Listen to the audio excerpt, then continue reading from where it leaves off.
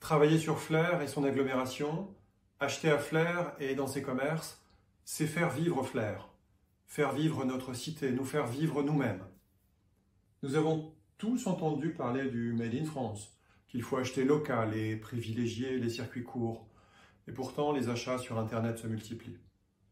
Toutefois, je ne crois pas que Amazon ou le commerce en ligne soient les seules causes de la fragilité du commerce flérien. Le centre-ville est à la fois un moteur et une vitrine de notre cité. C'est son moteur par les emplois, des banques, des assurances, des commerces, de vente ou de restauration. On y mesure la vitalité de la cité par la qualité des vitrines et l'affluence des badauds sur les trottoirs. Mais, vous l'avez remarqué, depuis quelques années, le samedi après-midi, la rue du 6 juin n'est plus si remplie, à la différence des parkings des zones commerciales. Vous l'avez remarqué aussi, des commerces ferment et ne trouvent pas repreneurs. Il y a de quoi être inquiet.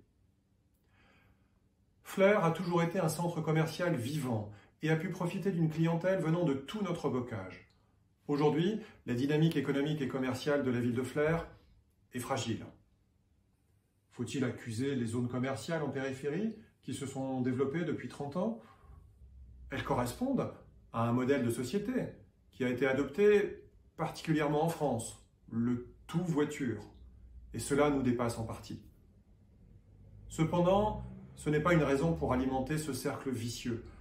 La zone commerciale au sud de Flers bénéficie d'un certain dynamisme, mais son aménagement n'est pas optimal et pourrait être nettement amélioré en tenant compte de l'écologie.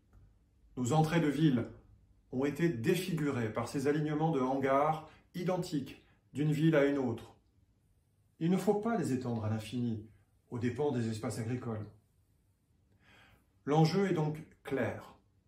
Retrouver un équilibre entre une zone commerciale dynamique, qui devra être améliorée, et un centre-ville qui doit à nouveau incarner le cœur économique de Flers. Pour ce faire, les axes de progrès sont nombreux. La circulation, le stationnement, les animations commerciales, la renaissance du marché, l'aide à la transmission ou à l'installation, la préférence à des commerces flériens plutôt qu'à des franchises dont les décisions nous échappent. La politique d'ensemble doit être repensée. Une action volontariste et énergique doit chercher de nouveaux entrepreneurs et leur ouvrir Flers. Nous ne pouvons pas nous permettre de décourager des investisseurs qui ont compris les atouts de notre cité. Au contraire, il faut leur dérouler le tapis rouge. Nous avons la chance de conserver de grandes entreprises. Elles sont les locomotives de notre bassin industriel, qui est le 3e de Basse-Normandie.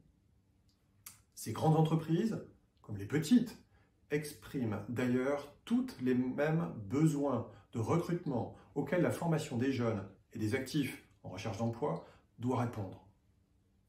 Adapter les formations aux besoins locaux est une nécessité stratégique.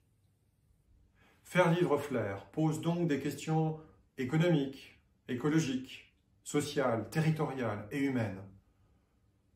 Quel visage souhaite-t-on pour notre ville? Soyons optimistes, il le faut. Soyons fiers de Flers. Construisons ensemble. Apportez vos idées.